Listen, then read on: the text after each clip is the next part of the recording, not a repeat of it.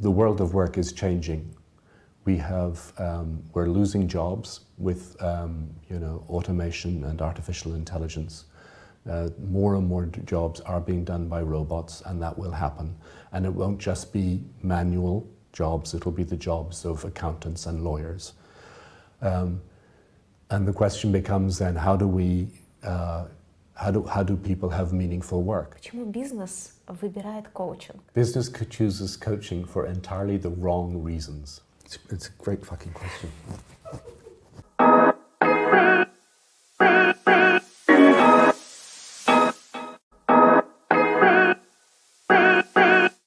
Добрый вечер, дорогие друзья! Рада вас приветствовать на нашей передаче, которая называется «Разговор по душам» с Анжелой Ястреб. И сегодня я хочу вам представить нашего гостя. Знакомьтесь, Майлзом Дауни, основатель лондонской школы коучинга, разработчик бизнес-коучинга и автор 3 книг, которые получили широкую популярность и широкую известность не только в Великобритании, но и далеко за ее пределами. У нас уже вышло 2-е на нашем пространстве, вышло 2-е издание этой книги, и сегодня мы хотим с Майзлом побеседовать о его восприятии коучинга и о том, как он для себя видит бизнес-коучинг, как он занимается им, как он с ним работает. Здравствуйте, Майлз! И я очень рада тому, что вы сегодня согласились присутствовать в нашей передаче. И мне хочется вас спросить, задать вам такой естественный вопрос. Как вы начали заниматься коучингом? Почему коучинг? Right. I started coaching when I was very young. I was a good tennis player, quite a good tennis player.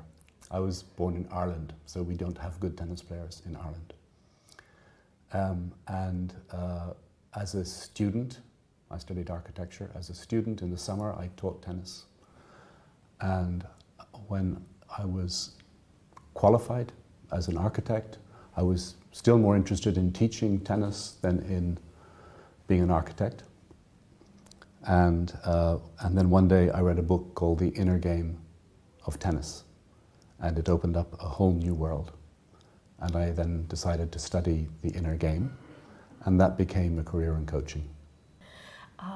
Как долго вы занимаетесь коучингом? Сколько лет уже вы посвящаете коучингу? Wow. Let me answer this way. It's more than 30 years. Что за это время вообще изменилось в мире с тех пор, как вы занимаетесь коучингом? Oh, wow. This could be a long answer. The biggest thing that's changed is that we have tried to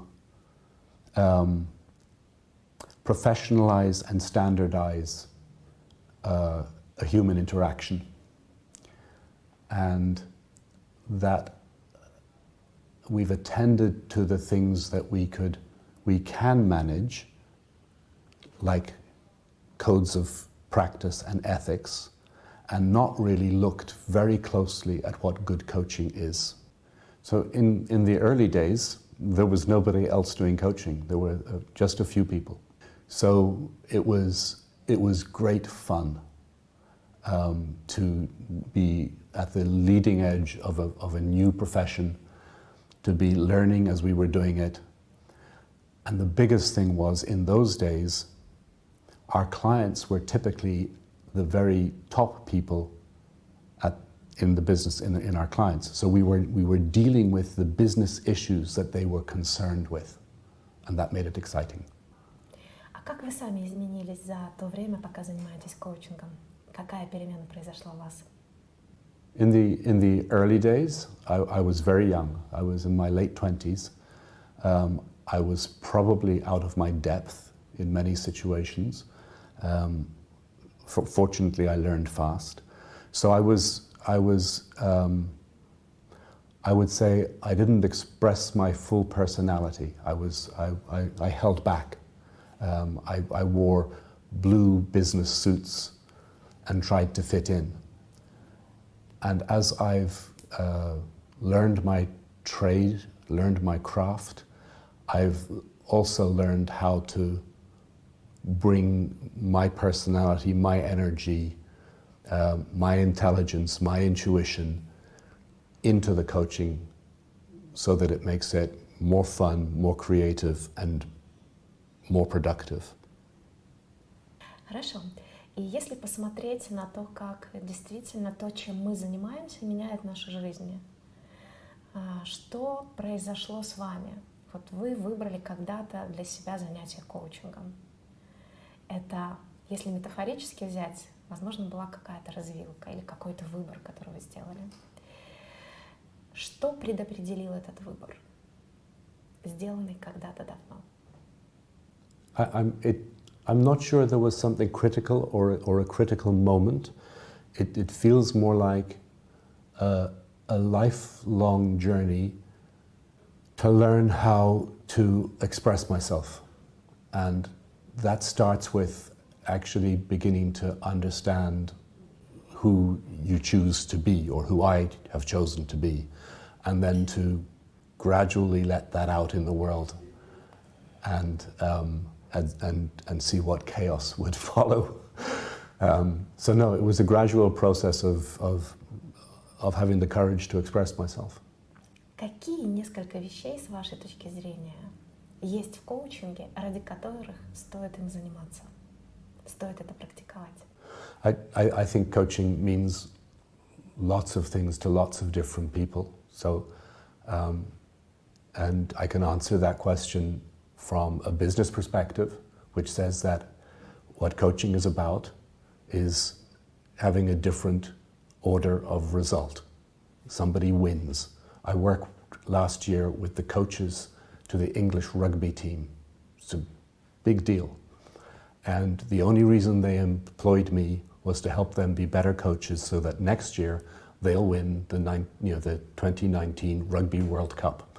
So at one level, business results.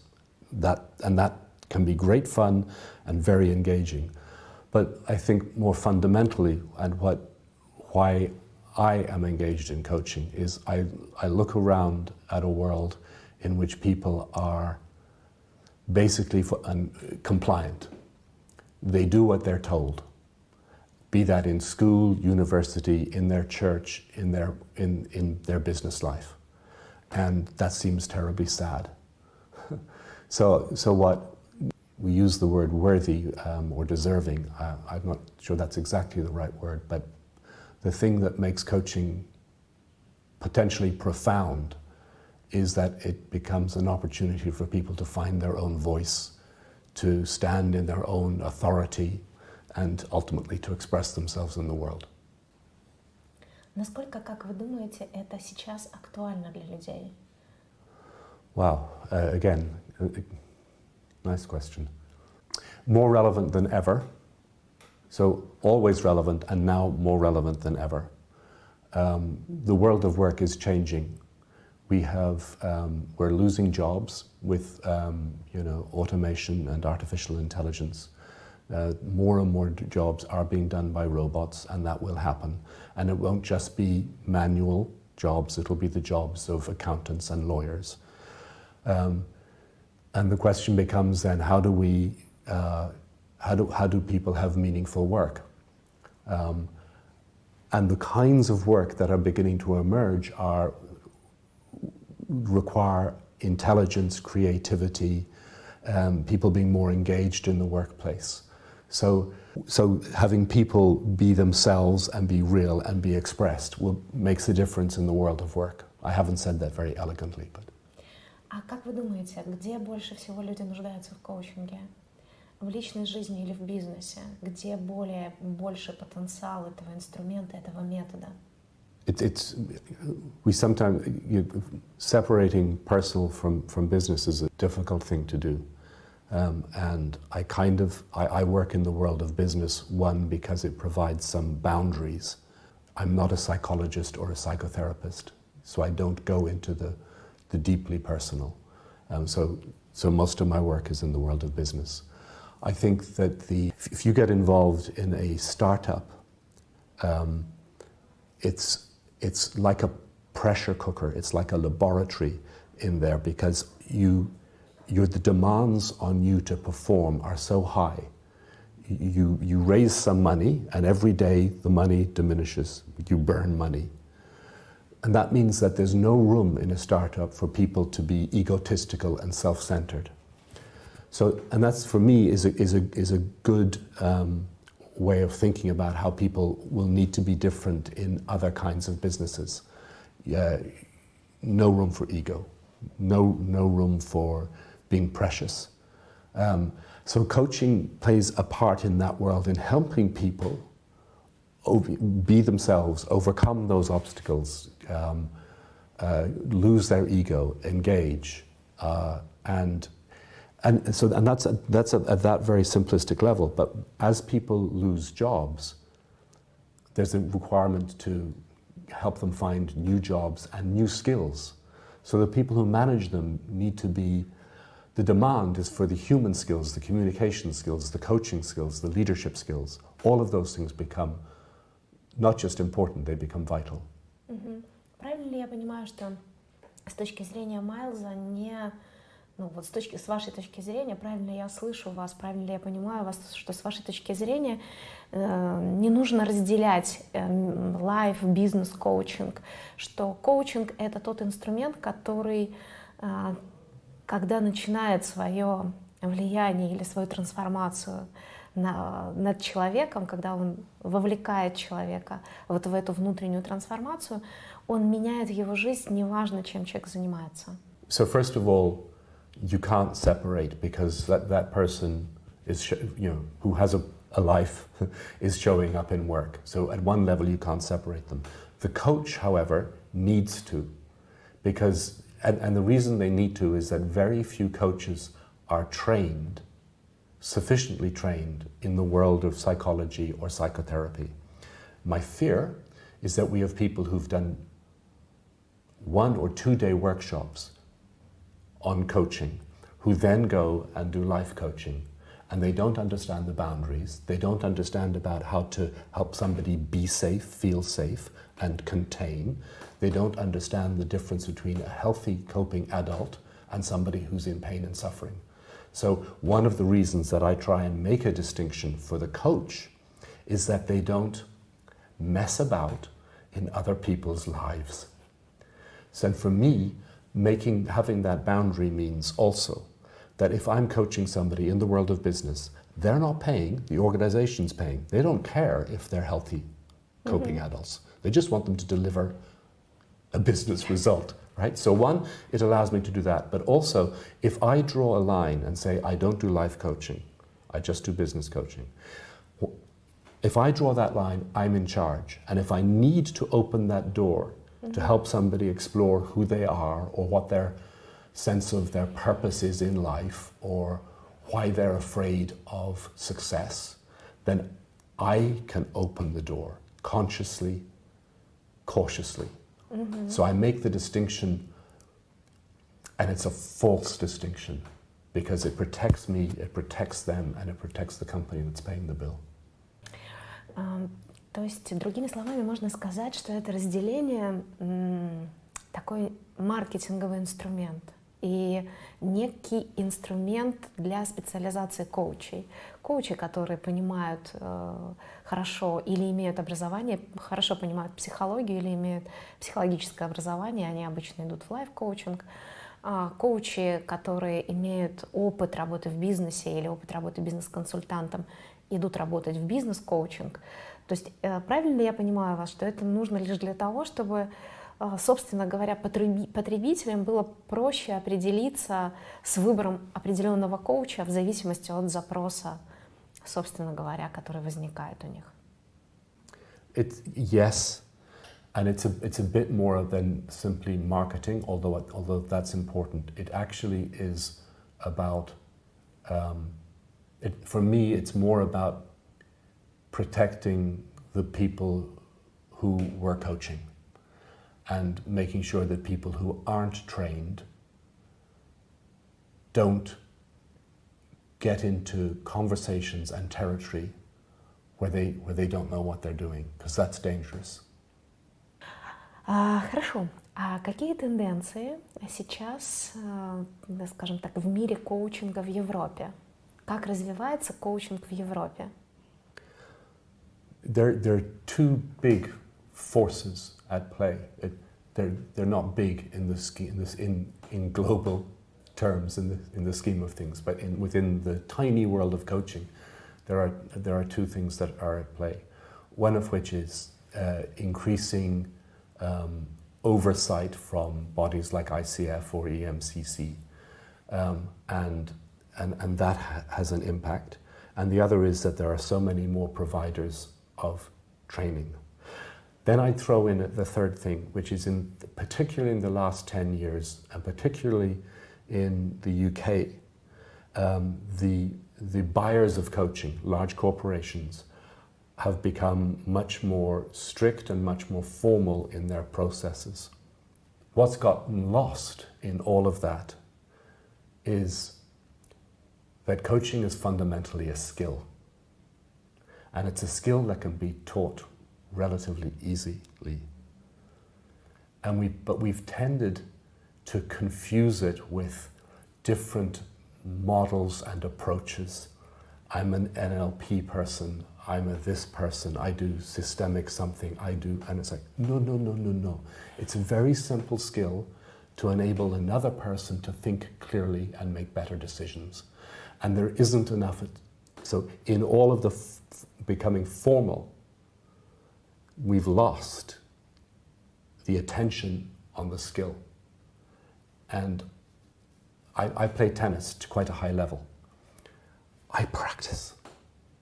And the only thing that made me a good coach was that I started teaching coaching when I was quite young. I probably had no right to, but I did. I have delivered more coaching when other people are watching than anybody in the world. Hours and hours and hours of demonstrating coaching at a conference, at a workshop, at a whatever. So I've had scrutiny and feedback that very few people on the planet have had. And to the degree that I'm any good at coaching, that's what's made me good. But I'm lucky. Most people don't get to practice their coaching. Насколько популярен коучинг в Великобритании? It's still, so in the corporate world, it is now an established feature.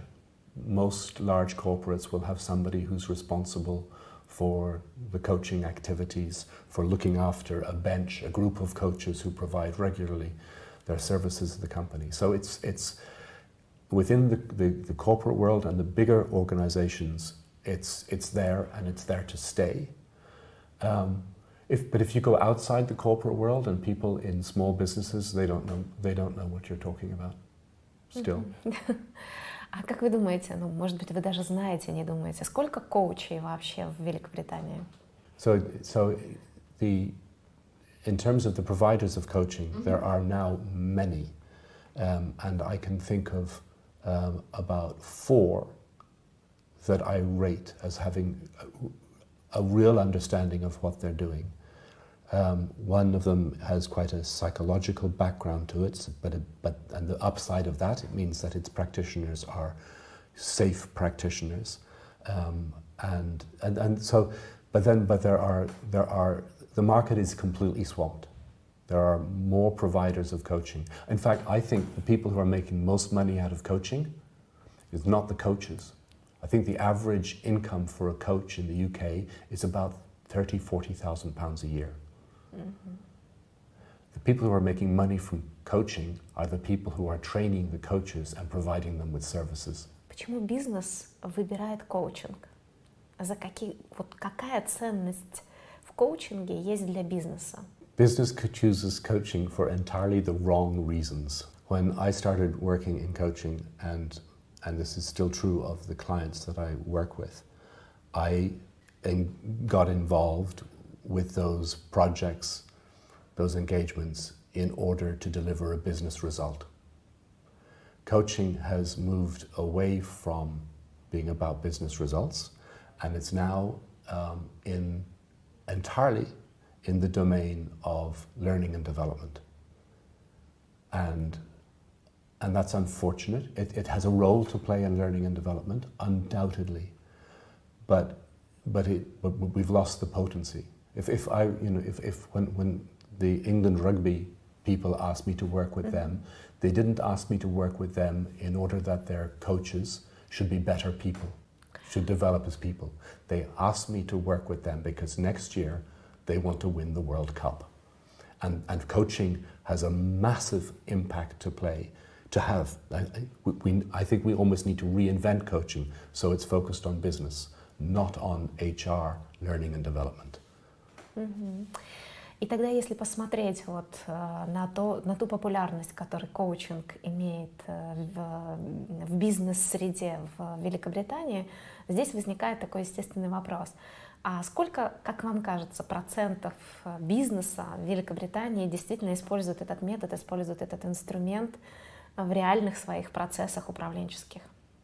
I can answer the question, but not with numbers and not specifically, because that's not an area that I'm familiar with. What I do know is any large corporate, a Fortune 500 company, anybody listed on the London Stock Exchange, they will have people in their business, either within the business who are trained as coaches, or they will have people on a coaching bench, a team of coaches who they know and they manage. So it's in large corporates, it's everybody, it's 100%. То есть можно сказать, что коучинг в некотором смысле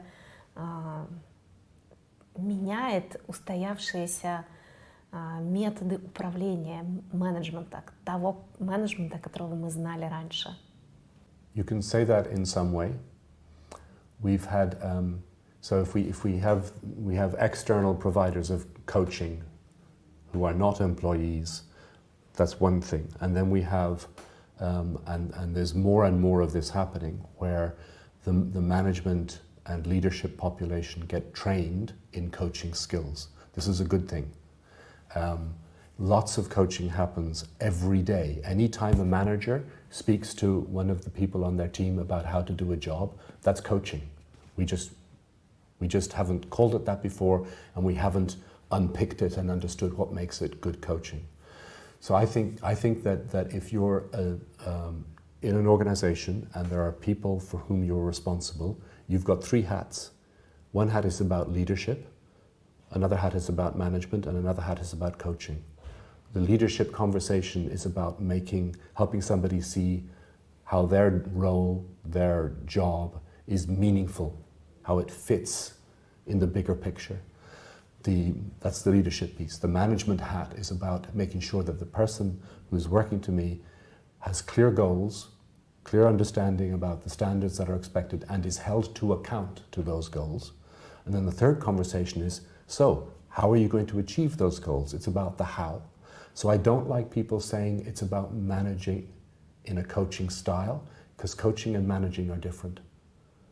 In the UK, we've been training people to do that for 20 years. And it goes in and out of fashion. But now what's happening is smaller organizations, particularly professionals like vets, veterinary surgeons who look after animals, lawyers, all these professions are now beginning to look at how they can improve their offering by being better at coaching. А есть в бизнесе какие-то, не знаю, участки или какие-то моменты управленческие, где коучинг не будет работать? It depends a little bit on how broad your definition of coaching is. If your definition of coaching is only about asking questions, then the answer is there are places where other things need to happen. I think that I grew up in Ireland. This was a country that was run by the church and a very conservative government for many, many years. And what occurs with that is you create a culture of compliance, people who do as they're told. Mm-hmm. So in most organizations, and I'm right up to the top of them, you have people who do not speak their mind, who are incapable of giving feedback, who are incapable of looking another person directly in the eyes and saying something that other person needs to hear, that they disagree or that they've got a better idea or a different idea. So there are a whole number of different communication skills that we simply don't deliver with any degree of skill right across the workforce. So I would say it's broader than just coaching. Coaching is very important, but also having clear leadership conversations, having conversations where I take a risk by telling somebody something they might not want to hear. We have architects designing buildings so that people will bump into each other, so they'll talk to each other. I mean, it's at one level it's great, but what's absurd is that we need to do that in the first place. Действительно, управленческий коучинг требует пересмотра своего отношения к сотрудникам, требует от менеджеров пересмотреть свое отношение к сотрудникам. Как вам кажется, что именно здесь будет являться таким ключевым мотивом для менеджера менять свое отношение к сотруднику, если он хочет использовать коучинг как инструмент управления? The starting place is to begin to create relationships where there's some trust. And on that basis, you can then begin to be more truthful, which comes down to the first place is to start listening to people, to actually hear what they're saying. We recently ran a program around feedback in Russia for a large corporate in Moscow. And when they looked at the way in which we were speaking about giving feedback, they said, no, we can't do that here. And when we asked, what do you do? The answer was, we shout. People are so afraid of doing something different.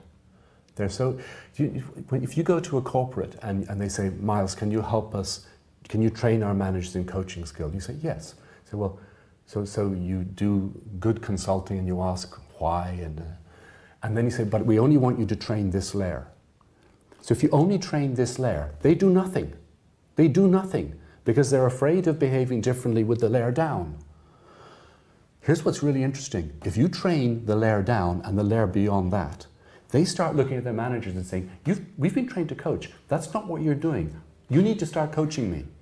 You cannot change these skills by simply training people. You've got to have the people who consume bad leadership. If we start training them, something begins to change because people, the more junior people start saying, you trained us all in coaching, why aren't you coaching us? You trained us all in giving feedback, nobody gives me feedback. So the early part of this conversation you were asking about, is there a need for these things? Yes, it's vital. You know, this world of disruption where things change overnight. Management, senior management can't be in charge all the time. It's just not possible. So something's got to change. That demands more flexibility, which in turn demands more coaching. And yet, we're stuck in 20th century styles of styles of non-communication, if I'm truthful. А как вам кажется, чего никогда не будет? Sorry, I'm just going to tear my hair out. Как вы думаете, чего никогда не будет делать менеджер, который владеет навыками коучинга? So if a person genuinely understands coaching and what lies behind it, the thing they'll never do is squash another human being. They'll never suppress another human being. They'll because they will be driven by a desire to see that other person thrive and flourish. So a lot of the very negative behaviors, shouting at people, telling people they're wrong, telling people to stop asking questions and just do as you're told, that's almost impossible for a trained coach because it suppresses the other person. Does that make sense? Да, да. Здесь возникает такой интересный парадокс, что при всей простоте коучинга как метода и при достаточно понятной ясности коучинговых навыков и коучинговых компетенций очень мало менеджеров могут по-настоящему искренне разделить ту идею или тот смысл, который коучинг несет в мир? Как вам кажется, почему это происходит?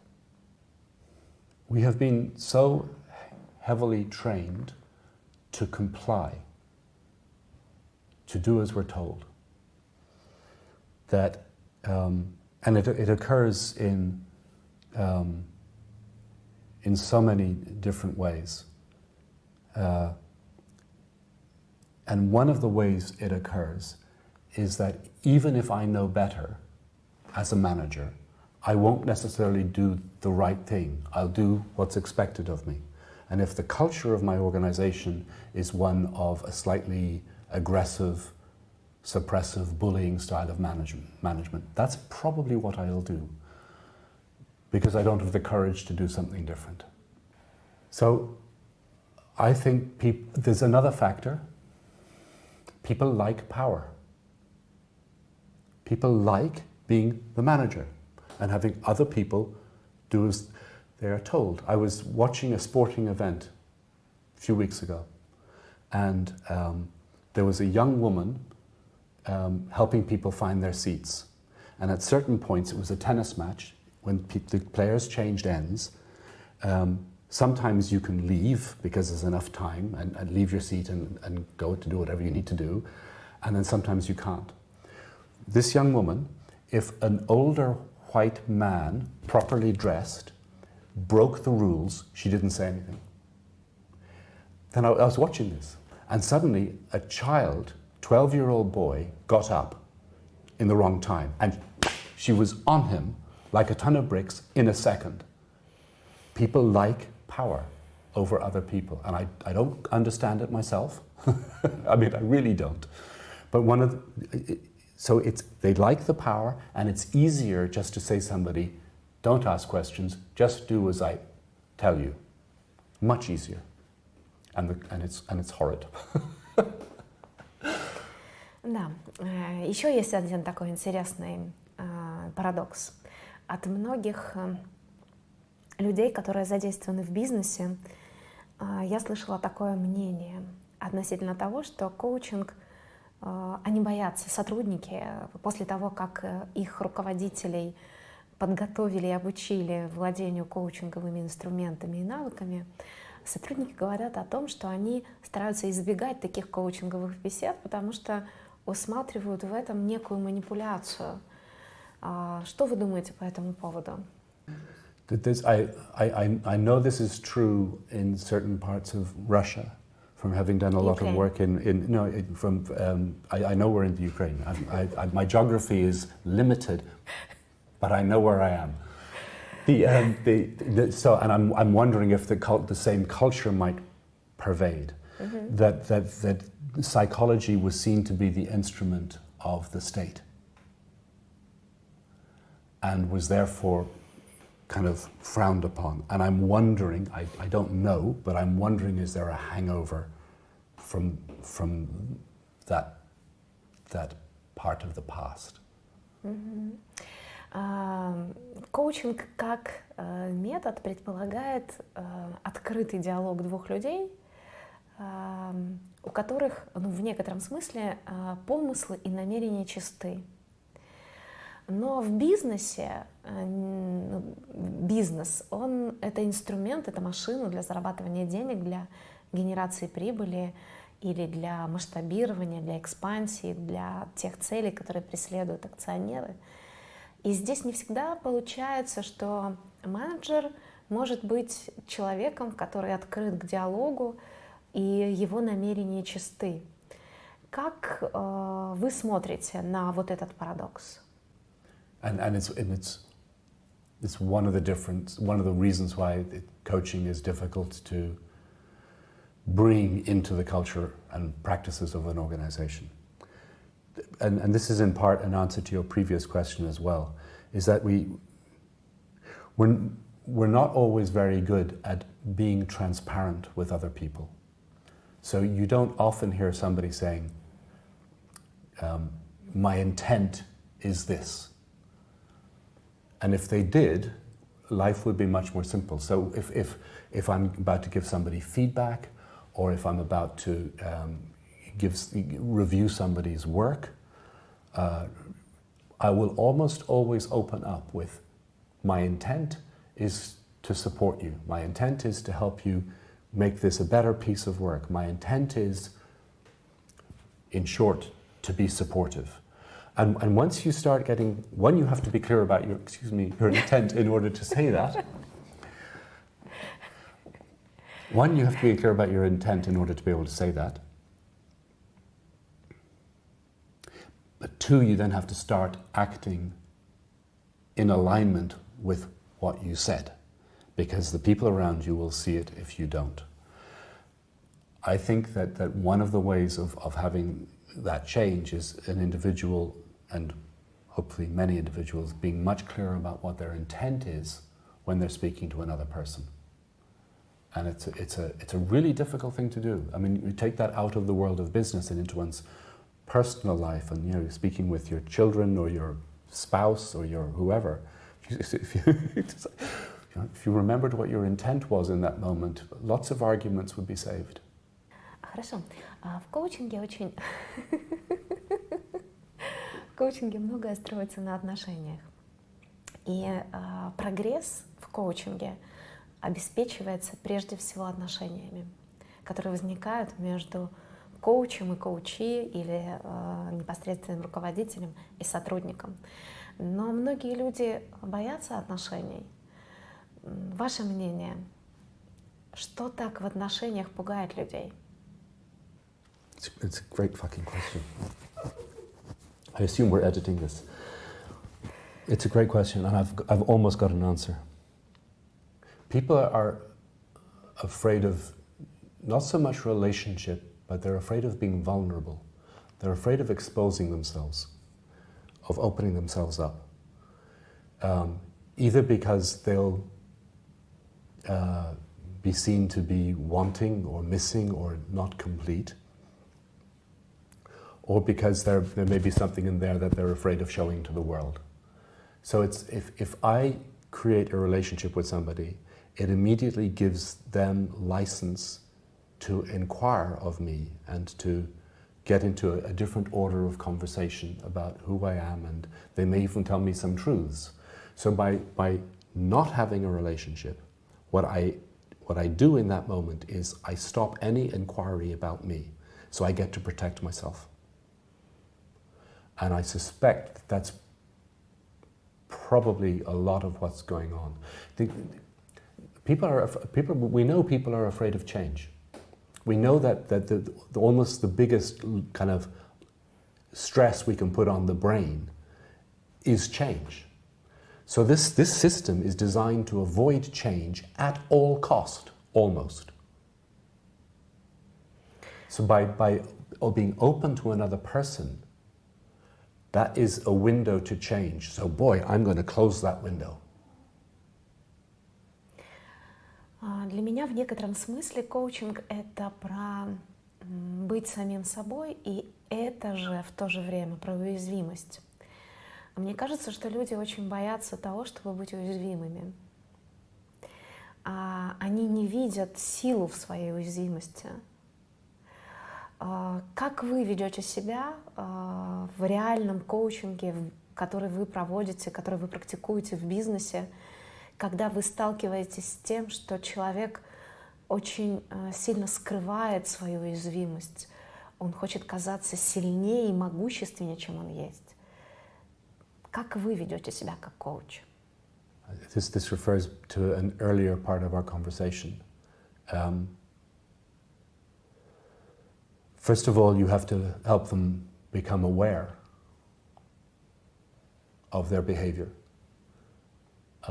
And you can raise the temperature a little bit by asking them, are they aware of the consequences for them and for others of the behavior?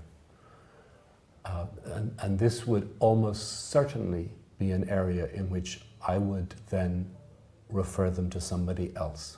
So as a coach, I wouldn't feel competent to help that person turn that round.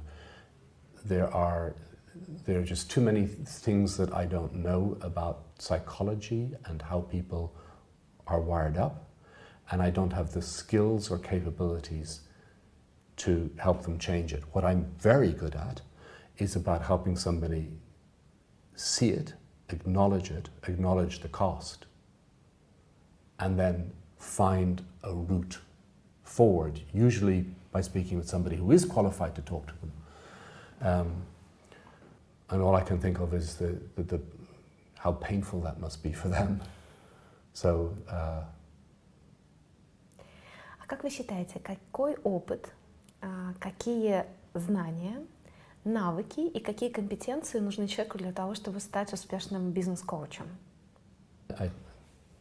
My answer to this question has changed since I started out, because in my early days I took a very purist approach to coaching, which said that if you had the skills and could ask the questions, then you didn't need to have knowledge of their business or their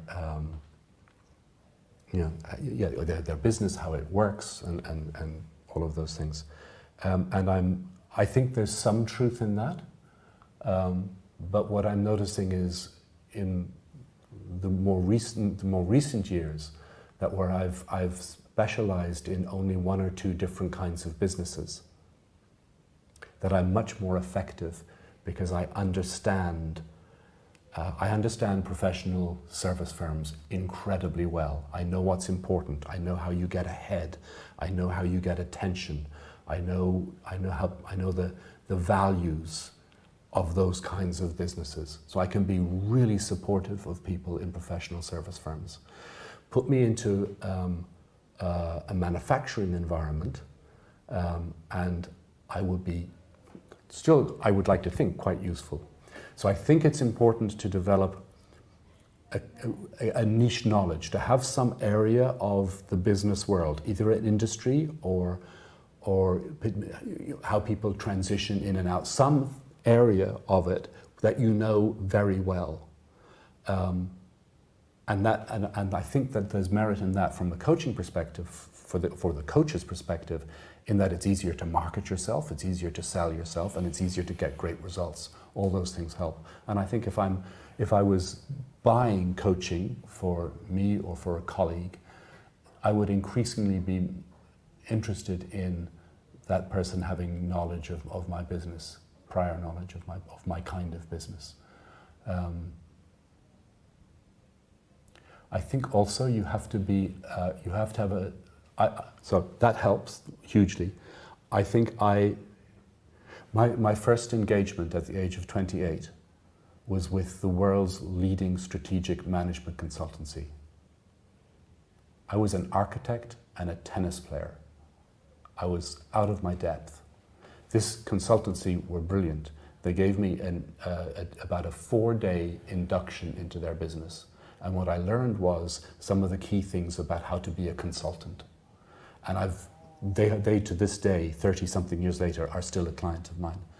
And I learned by association with them that there are a set of skills around consulting. How do I make an inquiry about what's going on in that organization? How do I understand what's happening in that organization? What are the power plays? What are the bits that are moving?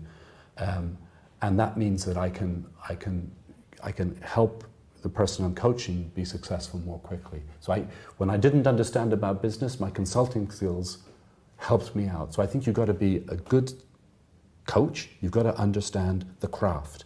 You've got to be able to consult. If I can consult, I deliver a result for the person I'm coaching and for the organization paying the bill. And the thing I've added into that in the last probably 6 or 7 years is I'm going to specialize in 1 or 2 kinds of businesses, because then I can make even more value for those people. А знакомы ли случаи вам, когда люди с управляющих позиций, управленческих позиций уходили в коучинг, становились коучами? Как часто в вашем опыте менеджеры, бывшие менеджеры становятся коучами? There are a few. And there are a few who do a very good job. The The problem usually is that they don't have a sufficient distinction between being a mentor and a coach, or they have the sense of wanting to give something back. I learned a lot, I gained a lot from my career, and now I want to give something back. And whereas that can be, there's good in that, there's also something dangerous in it. So often these are older white males who have a slightly patronizing attitude, and they're not great listeners, and they're in the business of giving advice. And advice, you can give advice as a coach, but you've got to be able to do a bit more than that. So I've seen a small number who've transitioned successfully, and what they've always done is they've found the best place to retrain, and they've invested in their retraining. So they've learned the new skills. Where it goes wrong is where I've been in business for years. I'm good with people. It's like, and they just dump their stuff on other people, and they go, "Oh, thanks, boss." Like, so and there's too much of that going on. But if somebody understands it, I imagine that for somebody who's kind of moving into semi-retirement, it's a wonderful way of engaging usefully in the world and making some money at the same time. А известно ли вам, чем бизнес-коучинг, который представлен и практикуется в Америке, отличается от того бизнес-коучинга, который представлен и практикуется в Европе? Есть ли какие-то отличия? Last I looked, there are most of the coaching work that happens in the US is much more about life coaching than business coaching. A lot of what is called business coaching in the US is about giving people advice. So one organization comes to mind in which there are specific sessions that are designed. In the first session, you do this, handle your finances better, or whatever it is. And it's it's a one-on-one training program. So you don't find you find less of what I would call coaching and less of what happens in the UK in terms of business coaching than in the States. So you do find in the UK in particular, people who understand what it is to coach, who are good consultants, and who have knowledge of business. And those are the people who really make a difference. I've a lot of people I bump into who call themselves coaches in the States are peddling some philosophy. There's some philosophy that's driving what they're doing. And there's a whole bunch of coaches that came out of Erhardt's seminar training, EST, which became the Forum, which became Landmark. And that's just a way of looking at the world. And it's not coaching. Если посмотреть, я интересовалась ситуацией, если посмотреть на карту, то мы увидим, что в Америке есть коучинг и бизнес, и лайф-коучинг представлен. В Великобритании, в странах постсоветского пространства, а вот эта центральная Европа, она практически коучингом не представлена, ни лайф, ни бизнес, и его там практически нет. Чем это можно объяснить, как вы думаете? So coaching is a kind of an Anglophone thing. It grew up in America and England, English speaking, and was nurtured there and became something there.